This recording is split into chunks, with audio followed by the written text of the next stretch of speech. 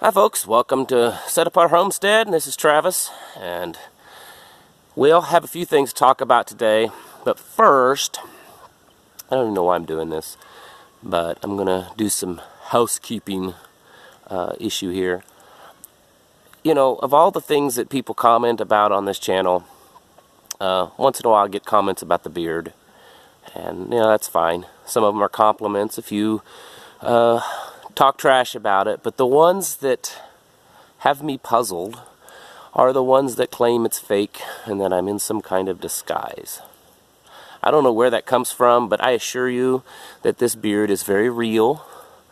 It's been here, well, I've had a beard for a few years, but I haven't trimmed it for about 2.5, 3. I haven't kept track. It's not really that important to me about how old it is. I just, you know, I'd always had a job that I couldn't have a beard. You know, the line of work I did had to be clean shaved and nice short high and tight haircut. And so when that ended, I just decided I'd like to try to grow a beard, and then it just kept growing and I liked it.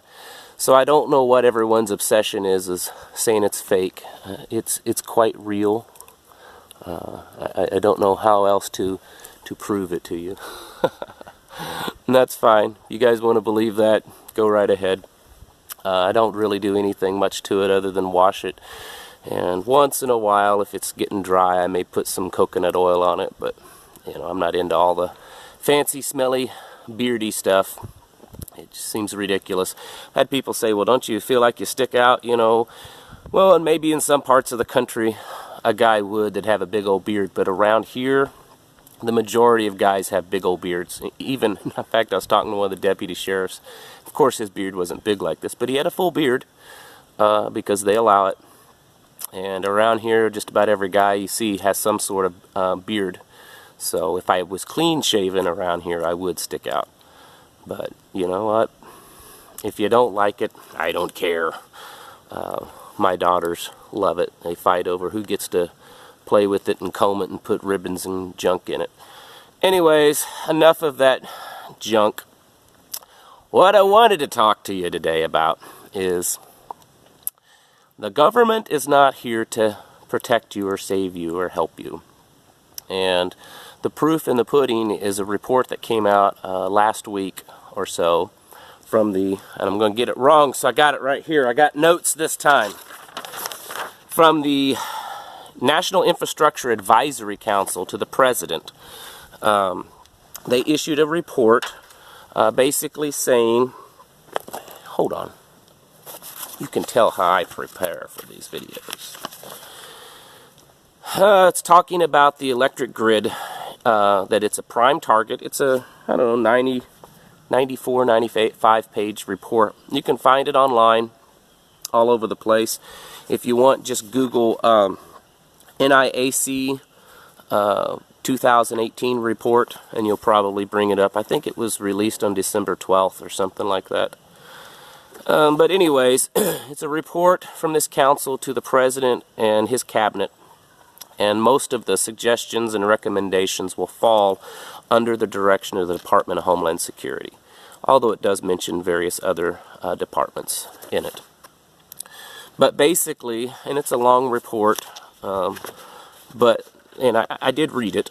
Most of it basically is saying that, you know, the electric grid is a prime target. It even says that there is a profound threat that our electric grid could be attacked by either terrorists or a you know, foreign government attack, whether through, you know, a physical attack, say as a bomb, you know, to an electric junction station, or through a cyber attack.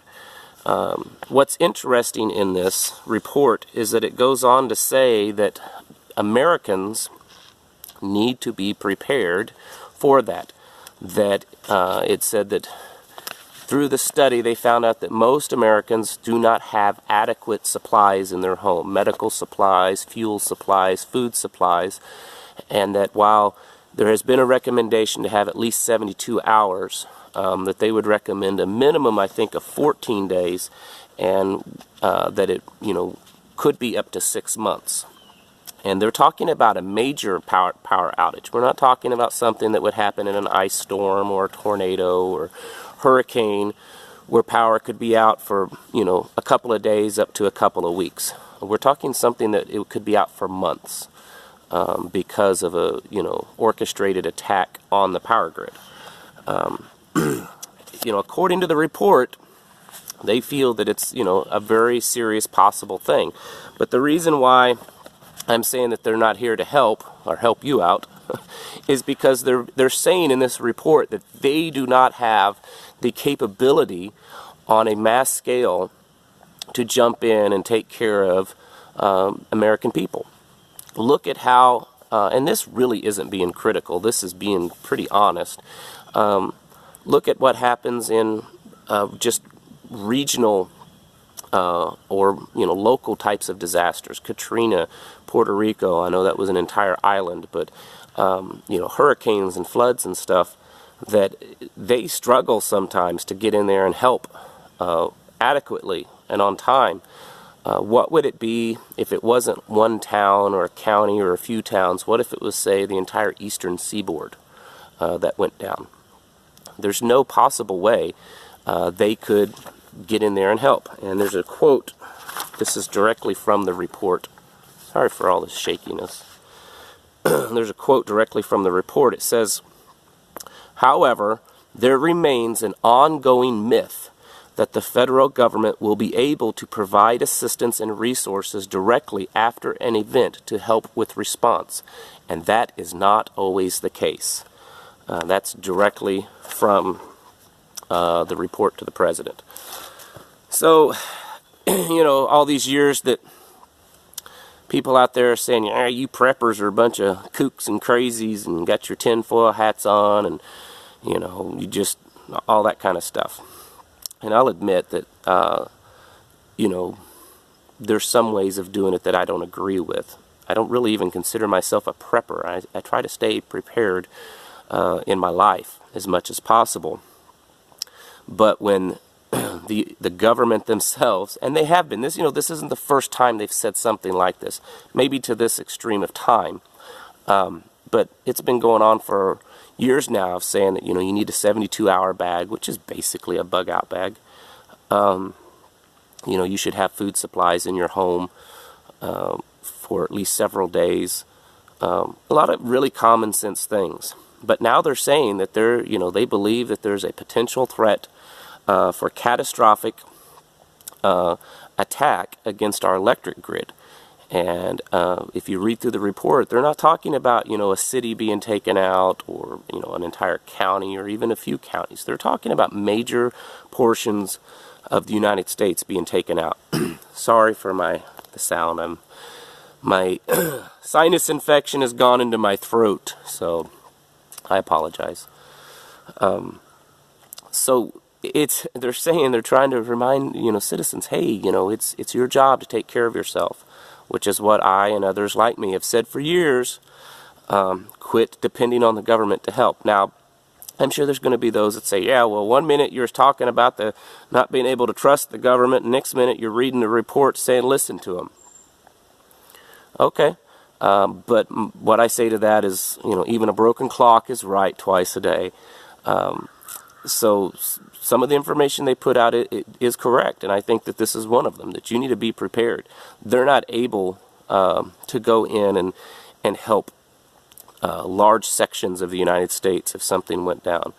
And I wouldn't really want that if I could avoid it at all cost, because many times that type of assistance comes with a price. If you want something from us, that's fine, but this is what you'll have to give up. So, when your spouse, your friends, your coworkers, your family make fun of you because you have medical supplies, food supplies, fuel supplies, things like that stored up, say, hey, even the federal government is recommending that we have at least a 6-month supply because of this. And this just goes back again to some of the other videos that I've been making, that the state of global affairs is not good. The economy, not just in the United States, although the United States' economy is starting to show lots of signs of weakness, and I believe we're probably already in a recession. But it's happening globally. But the state of affairs globally is really kind of scary. Most of the nations that we would consider what used to be called, say, the axis of evil, Russia, China, North Korea, Iran, Syria, those countries seem to be doing everything they can to build up their military and to rattle their sabers and to flex their muscles to let the rest of the world know that they're kind of, getting back in the game. Whereas the other side of the world, most of Europe, Canada, the United States, tends to look pretty weak right now, I think. Financially, there's also a lot of political problems in all those countries that I listed. Here in the United States, we are so divided. I cannot, and I consider myself a amateur historian. I love history, all sorts of history. And I cannot think of a time in American history that we've been as divided as we are today. Races, genders, political parties, on and on and on. Extremely, extremely divided. The things that's going on in our government right now on the national level aren't good. It doesn't matter to me whether you are for the president or against the president. Everything that's going on makes us look bad, makes us look weak to an enemy. I know if I was, advising our enemies, I would say, hey, look at what's going on over there with those guys. They can't keep themselves together, from the president all the way down to the individuals. Everyone's fighting and they're trying to kick the president out. They're just on and on and on and on. It's we look chaotic. And attacking something like our electrical grid infrastructure could very possibly do more damage than a military strike against us, or actual military actions, because it's hitting us individuals. It's not being fought off on some battlefield. It's here at home, and we're very vulnerable in that area. And not only are we very vulnerable, but it will be catastrophic. I don't think a lot of people give a lot of thought of things like the electrical grid and how damaging it will be if it goes down in mass areas for long periods of time. And you may say, hey, I'm not even on the grid, I'm off grid. Well, you'll still be affected greatly. You may have electricity, but you'll feel the effects. Think about large metropolitan areas. Something like, say, their water treatment system, their sewage systems. If they're without power for long periods of time, months, and those sewage systems start backing up and they start failing and they start dumping that water, that sewage water, into drinking supplies and rivers, and it starts spreading the amount of disease that could potentially happen. These are things that the average American just never thinks about, because we just couldn't imagine our strong infrastructure failing like that. And I'm here to tell you that our infrastructure is not really that strong. Sometimes I think it's, kind of balancing on a needle, it seems like, if you really start looking at it, especially our electric grid. Yes, there's backups, but it wouldn't take too much of a genius to figure out how to attack a system like that and cause widespread catastrophic failure. And that's exactly what this report is talking about. The cascading effect of what would happen if, and I'm just using an example, say the eastern seaboard, the eastern United States. Imagine what would happen if the entire eastern United States went dark for months, weeks, months. It would be absolutely catastrophic. And it would be something that we may not be able to recover from. And, in my mind, this doesn't really even matter whether you're for or against the U.S. government coming back. You yourself need to be prepared. There's no way they can take care of all of us. And in a situation like that, it's going to be rough for everyone. I don't care how prepared you are. It's going to be rough. But this type of stuff is being talked about on a national level. You know, it's a recommendation to the president. If you read in the report, there's all sorts of recommendations down on to the local and county levels and state governments and different branches of the federal government. But it talks about us, the individual, and how we need to be prepared.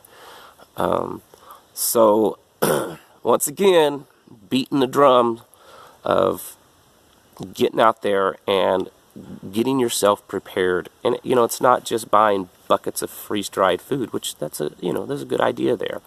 You need to learn how to live off the land. That's why I love the idea of blending homesteading and preparedness. To me, it's all the same. Because you can have a food supply, but you can't depend your whole life on that food supply. That food supply is just to kind of get you going right after things happen. You know, it's kind of like that little buffer. You need to know how to, you know, live off the land as much as possible. Have gardens, animals, being able to forage, treat yourself medically with the things that's growing around here, because you can't store up enough medicines to take care of yourself for long periods of time. All these things kind of all go together. So to me, preparedness isn't just having a bunker full of freeze-dried buckets of food. It's really, you know, finding a place out where you can be very self-sufficient. To me, that is true preparedness, is self-sufficiency, as much as possible. It'll still be rough when everything comes collapsing down, but you sure have a lot better chance than someone living in an apartment in the middle of the city. Anyways, I got to get off here. My throat is just raw as can be, and I'm sure I sound horrible to you. But anyways, look that report up online. It's all over. You can find people talking about it on YouTube, and it's just all over the place. It's the NIAC, the National Infrastructure Advisory Council, and it's the December 2018 report. So I'm going to take me in my very, very good disguise and get off here. You guys have a wonderful day. I'll see you in the next video.